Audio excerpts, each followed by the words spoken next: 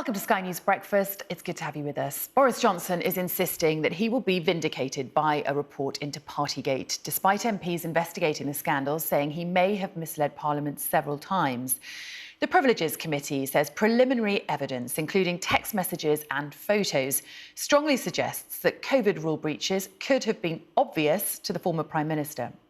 He's due to give evidence to the committee later this month. It comes as the Daily Telegraph has published more leaked WhatsApp messages sent during the pandemic about the former Health Secretary Matt Hancock. We'll have more on that in just a minute. But first, this report from our Deputy Political Editor, Sam Coates.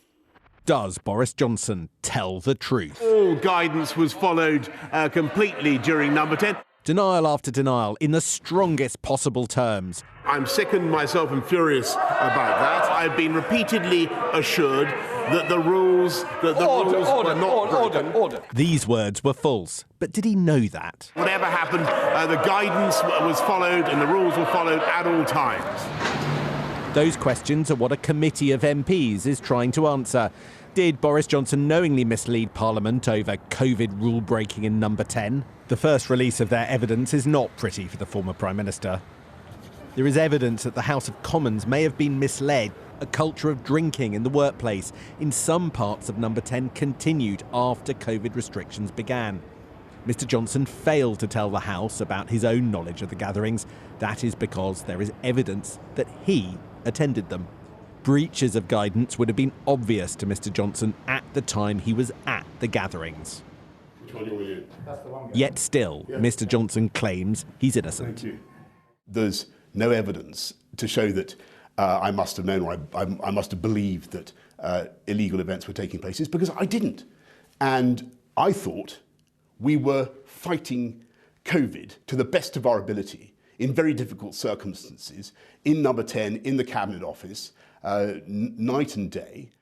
But new photos paint a somewhat different picture. Boris Johnson at events surrounded by people and alcohol. The MPs investigating him say he must have known this was breaking the rules. Those around Boris Johnson in Number 10 were clearly worried about what was going on. In April 2021, so that's before the stories about what had happened emerged, one Number 10 official wrote they were worried about leaks of the PM having a P** up. And to be fair, I don't think it's unwarranted. For those who lost loved ones in the pandemic, the anger is personal. Lynn's husband, Gareth, died from COVID in March 2021. He is the leader of the country who should be setting an example to us, and I don't believe him. I think he knows he's at fault and he's trying to cover it up.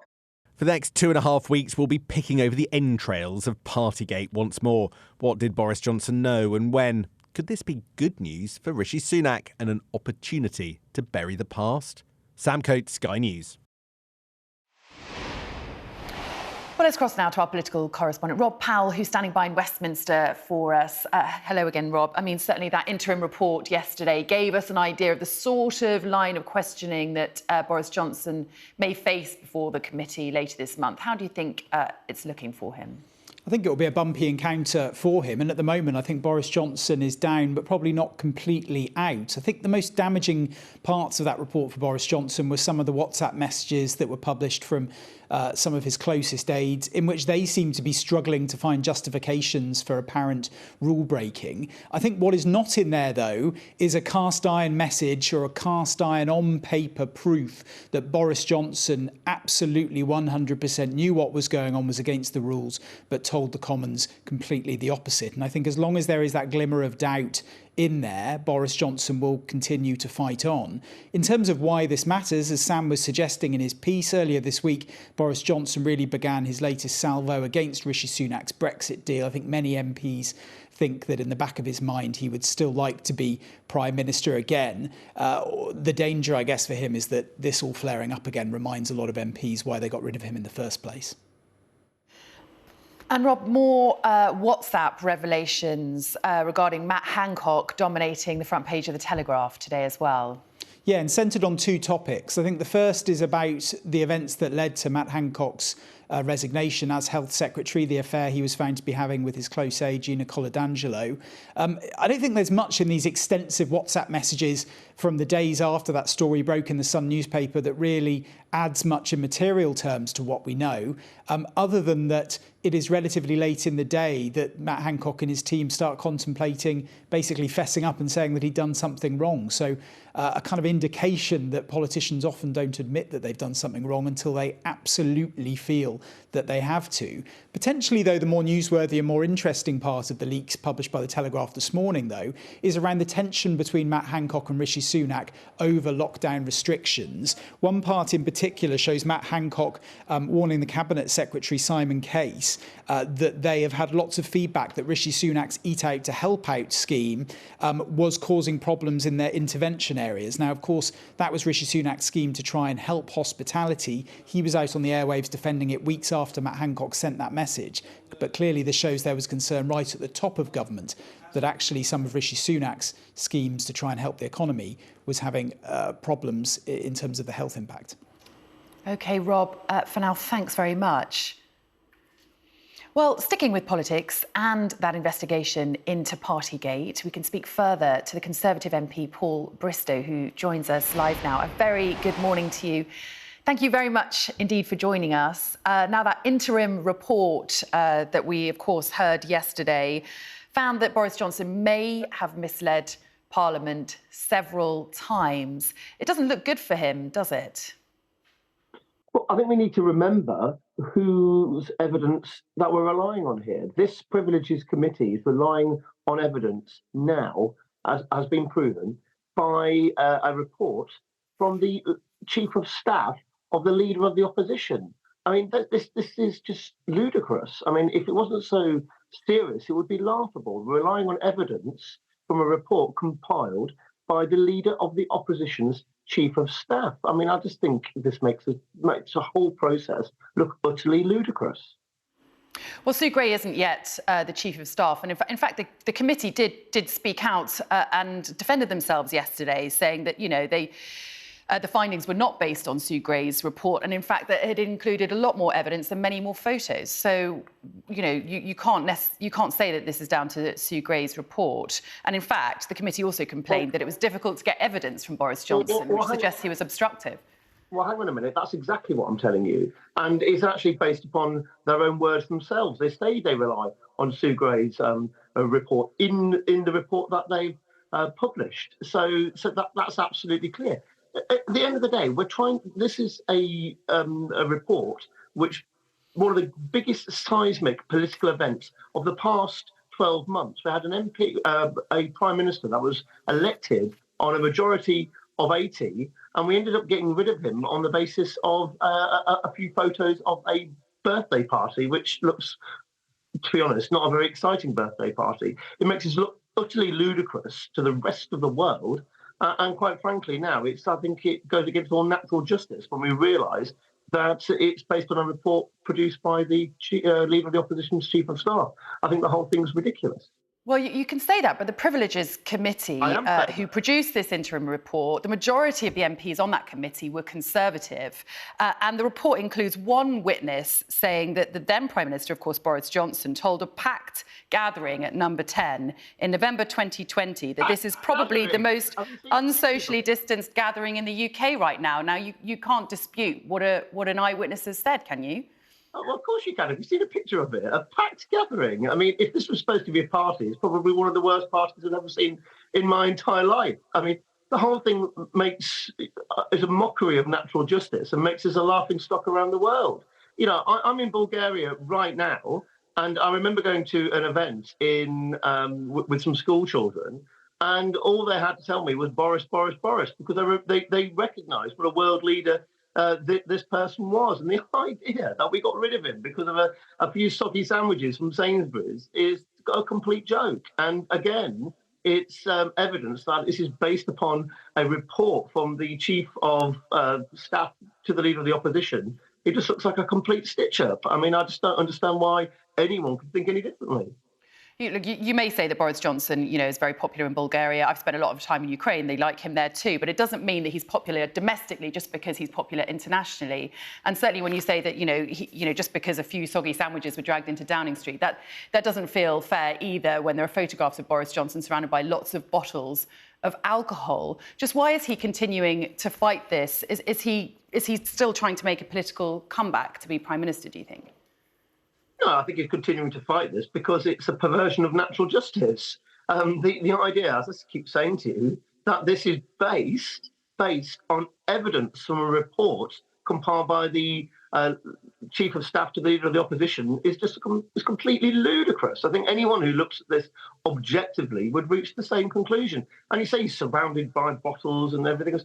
If you look at these pictures and you're trying to make out that this is evidence of parties going on at Downing Street, it looks like the worst party I've ever been to in my entire life. It's not a party. Anyone who looks at the pictures can see for themselves. The whole thing is ridiculous. Of course, Boris Johnson could potentially be sanctioned following this committee hearing. Do you think he could be suspended from Parliament? Well, I think if that happened, then we no longer live in a serious country. I mean, we've got,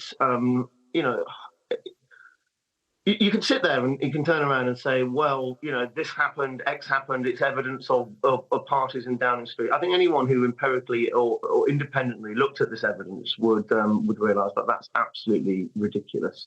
Boris Johnson was a Prime Minister elected by the overwhelming majority of the country, 80-seat majority.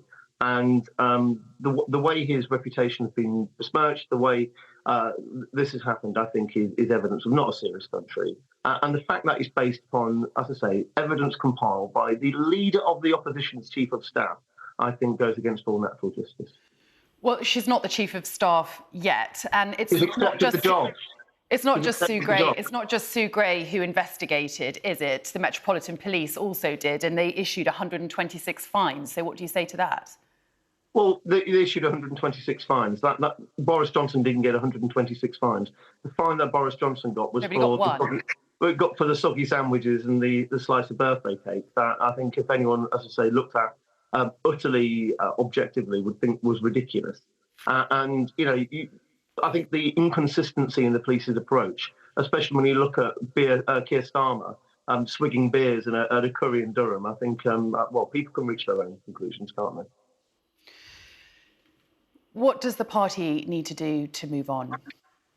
Well, we have moved on. We've got a new Prime Minister, and we're getting on with the job. What I'm here to talk to you about is Boris Johnson. And as I say, I think if we're going to keep continually going down this line, if we're going to continually look to try and affect the reputation of a man who was elected on a major mandate, I just think we're a serious country. A lot of people are today saying that his political future is in peril. He only has a very slim majority in his West London seat. How do you think the future looks for Boris Johnson today?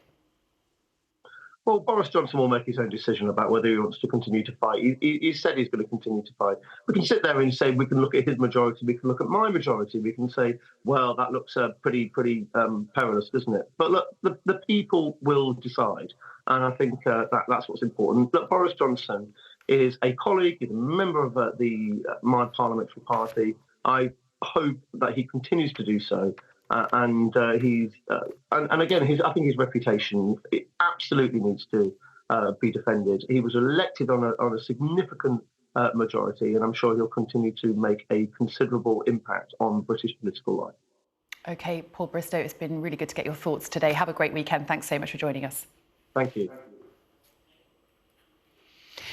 Now, 79 older people died every day in England last year while waiting for social care, according to the latest analysis from Age UK. The charity says it's deeply concerned about the plight of elderly people and is calling in the Chancellor to do more to help in the budget later this month. Here's a look at the latest figures, which show nearly 29,000 older people died last year without receiving the care they'd requested. The charity says this equates to more than 550 deaths a week, or 79 deaths a day. Well, our correspondent, Milena Veselinovic, is here to discuss this further. 79 deaths a day is a staggering figure. And once again, social care is in the spotlight. Give us more context to what this report is saying. Indeed. So Aide UK says that more than 1 in 4 people in England wait more than 6 months for that initial care assessment that they ask for, and that is just the first step in getting their needs met. And the charity says that this has led to around 2.6 million people aged 50 and over in England basically not having any help with things like going to the bathroom, having their food prepared for them or help them feed themselves, and also washing themselves. So staying at home with their care needs unmet. Now, those who have family, the charity says, or those family members step in as the unpaid carers, which is not an ideal situation, but they're particularly worried, they say, about people living alone and simply not having anyone to help them. And we do have a growing ageing population that has more complex needs as opposed to something like 50 years ago. However, the vacancies in the social care sector are severe. Age UK says there's 14% of unfilled posts at any time, and social care work is not very well paid. They want the Chancellor to put some money into it to entice more people in the profession and try to cut down those really long waiting lists, because they say even people with really compelling cases have their needs unmet and they end up waiting for a very long time to have a very basic kind of decent standard of living when they're at home. OK, Milena, thanks very much. Now, there's hope of a pay deal being settled for ambulance workers after 2 unions suspended major strikes planned for next week. Unison and GMB will hold talks with the government about a pay offer for this year and next. The Unite union, however, will go ahead with its ambulance industrial action on Monday and Wednesday, saying the government has set unreasonable preconditions for negotiations. And I will be speaking to Andy Prendergast, that's the GMB National Secretary, at 8:40 this morning here on Sky News. Stay with us for that. Also making the news this morning, 3 lifeboats were deployed from Kent last night after a ferry carrying almost 200 people caught fire in the Channel. It started in the engine room en route from Dover to Calais. It's since been put out and everyone on board is safe. Irish Ferries has promised a full investigation. Police in Northern Ireland have been given more time to question 2 men arrested over the shooting of senior detective John Caldwell. A Belfast court granted an extension to allow a 33-year-old and a 57-year-old to remain in custody until Sunday. Detective Caldwell remains in a critical but stable condition after being shot several times at a sports complex in Omagh last week.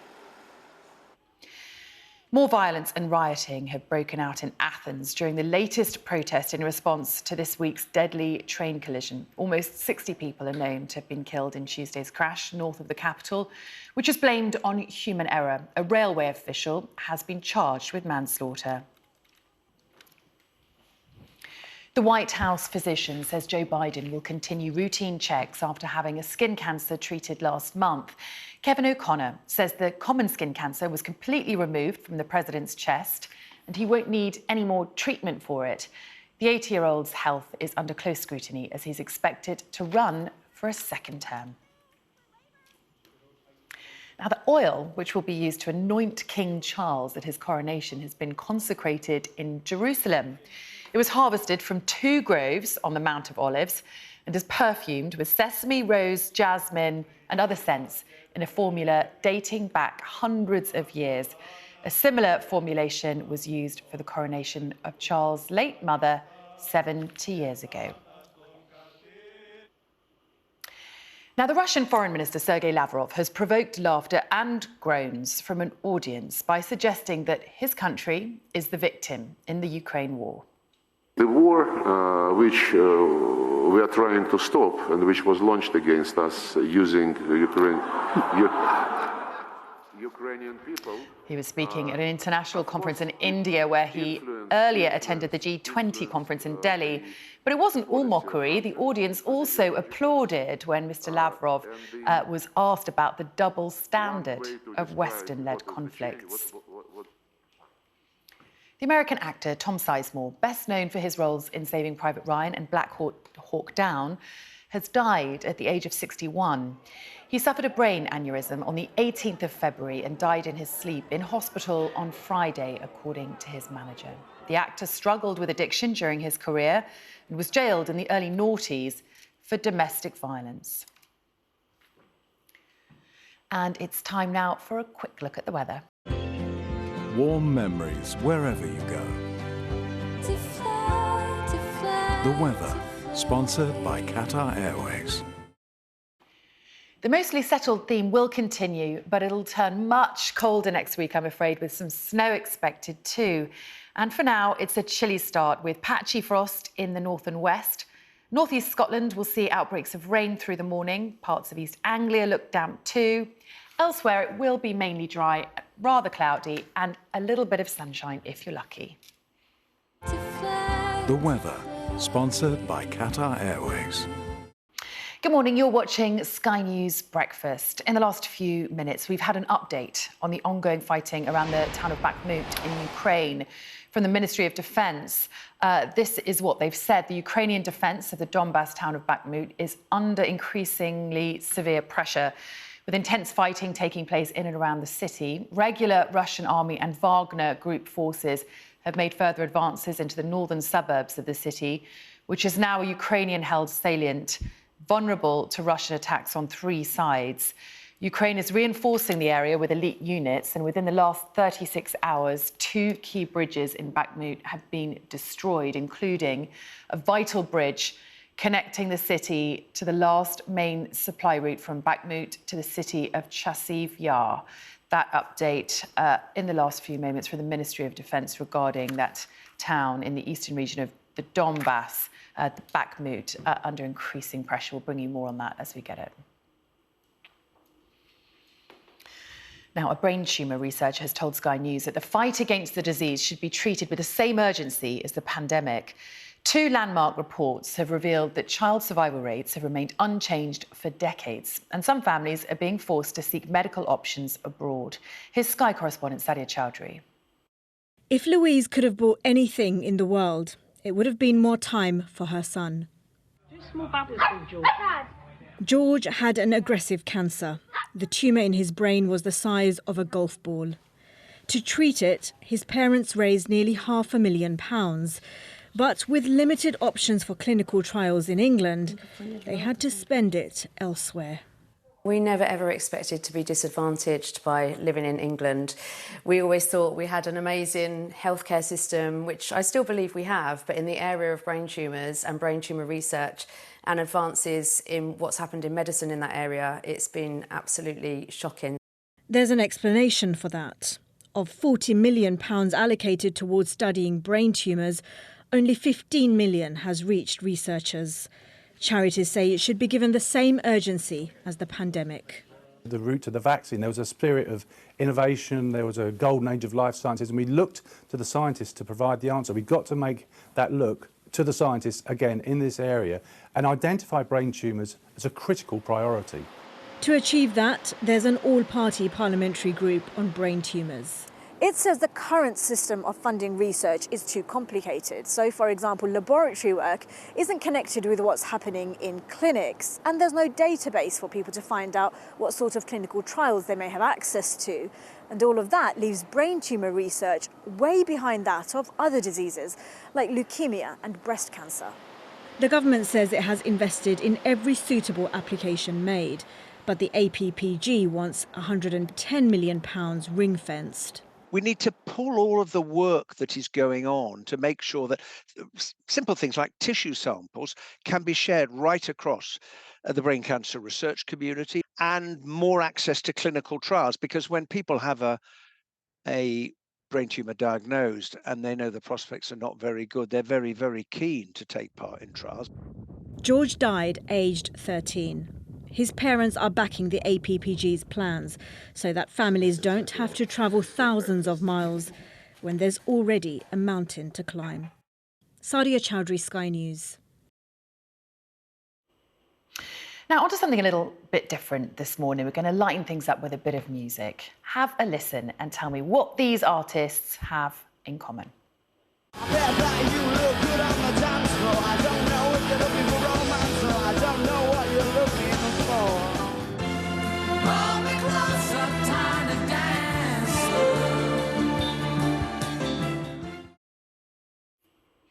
There's a few earworms for you this morning. The Arctic Monkeys and Elton John, of course, two of Glastonbury's main headliners this year. They're among a star-studded lineup, but questions have been raised about a lack of female headliners. Well, Helen Brown is the Independent's music critic, and I'm pleased to say joins us to discuss this further. Good morning to you, Helen. Thanks so much. Morning, Sam. Thanks so much for joining us. What's your take on the representation of women at Glastonbury this year? It's really disappointing, and it's not just Glastonbury. So the top three headliners at Glastonbury, all male. You've got Isle of Wight.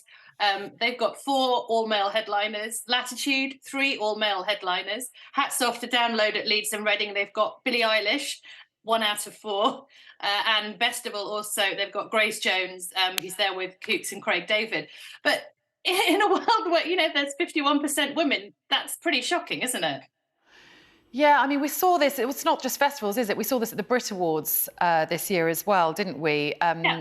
With them now merged into one Best Artist category, not one female nominated. What's the problem? I think Emily Eavis, the Glastonbury organiser, has hit the nail on the head here. I think she's tried incredibly hard to get female artists.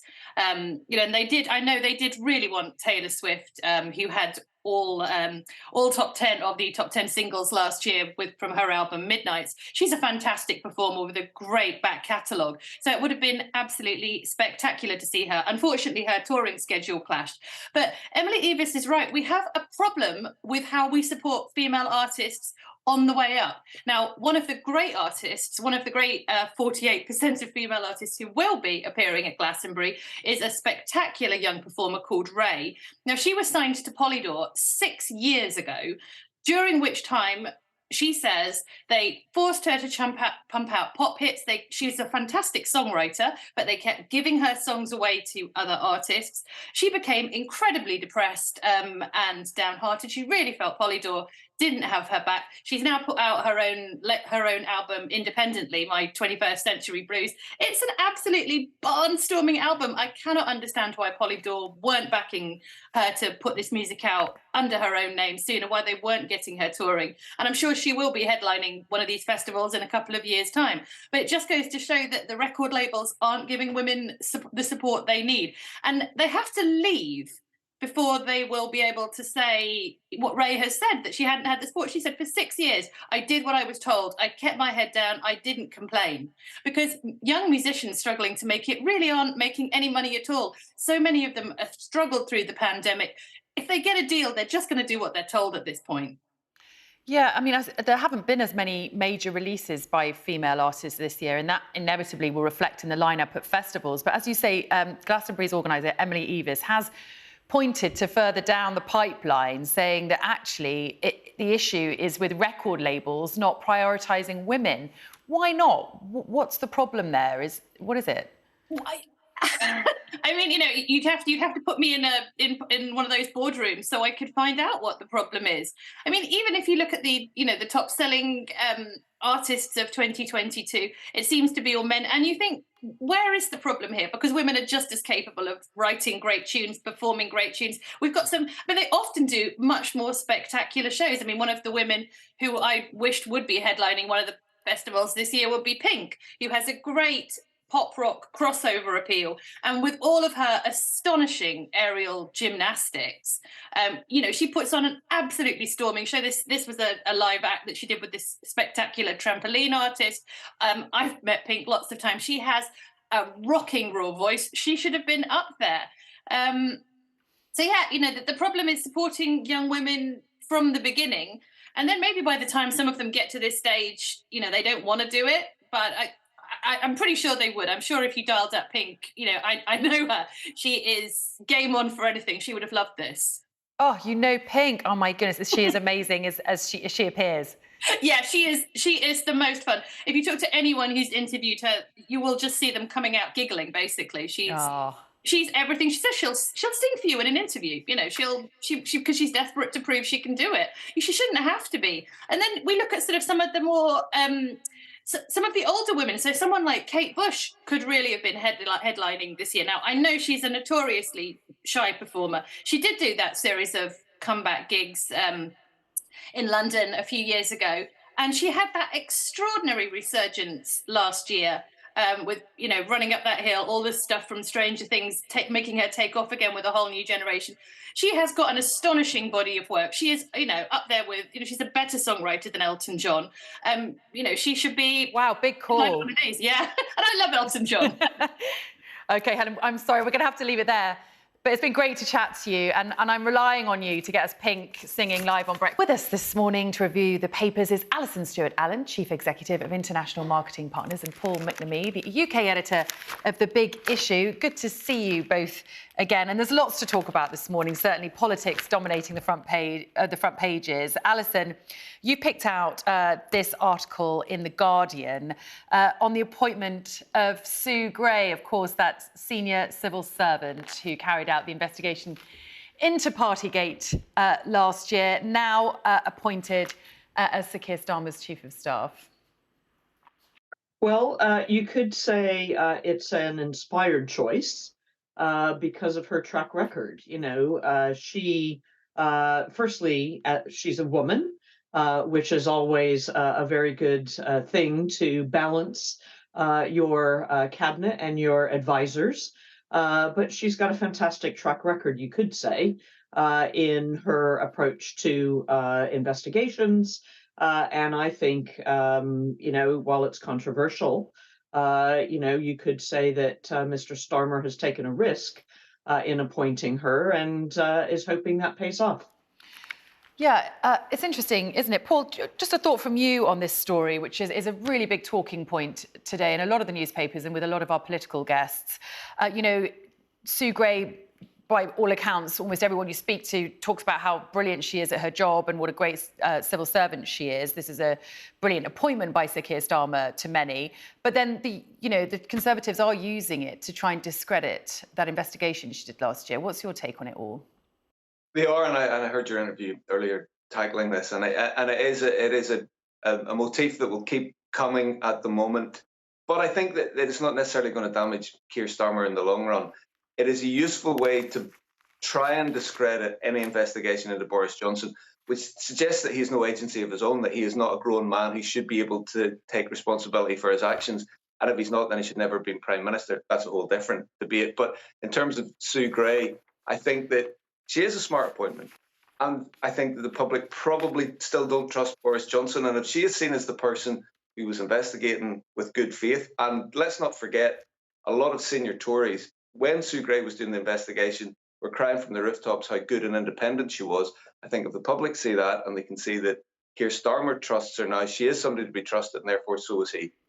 And of course, the timing of her appointment is clashing with the interim report that we got yesterday from the Privileges Committee, Alison, and that is certainly dominating the papers today as well. Double-page spread inside the Mirror today with a new photograph revealed by the committee of Boris Johnson with members of his team and bottles of alcohol on the table during lockdown. Tell us more about this. Well, I think these images just remind the public of the fact that, while they were in lockdowns, they were denied being able to say goodbye to their family members dying in hospitals. You have the leader of a country having parties. And I think all this is doing is resurfacing people's feelings of anger that they did not have those moments with families that they wished they'd had. They were not able to have their kids at school learning properly. Instead, they were homeschooling and trying to juggle homeschooling with the demands of full-time work. So I think this just serves to maybe, make people angry again. And actually, it's anchoring everybody in the past. When shouldn't we all be really focusing instead on, what good news is there? COVID, I guess, because of the vaccine, we ought to really be celebrating the fact that we're now able to go out. We don't have to wear masks. We aren't socially distancing anymore. So, I think it's really quite a shame that this is back in the public eye. when really we ought to be looking at happier times rather than, reliving the frustration of those moments. I should say Boris Johnson, of course, maintains that there is nothing to suggest in that report that he knew that there was rule breaking taking place. And of course, he will have a chance to have his say before the committee in a few weeks' time. Let's move away from politics now, shall we, Paul? You pulled out this story in the Express, which is really interesting. We've just been talking about the lack of women headlining at Glastonbury this year. And now this, talking about the lack of middle-aged women at work. Yeah, this is really interesting. We know that there is a work problem, a productivity problem, and a lot of people leaving the workforce. And this is something that Annalise Dodds, the Shadow Equality Secretary, has drawn attention to. And that is 100,000 women aged between 50 and 64, some a little younger as well, I should say, have withdrawn from the labour market since COVID for a number of reasons, whether it is because they just decided they wanted a change in life, or they've got other responsibilities at home, or whatever it is, they have withdrawn. And it is a problem because we need experience. We need women who know what they're doing and have got lived experience in life. Alison, and lived experience in jobs. Nodding vigorously in approval there, and so am I. Paul, thanks so much. Alison, we're going to have to leave it there.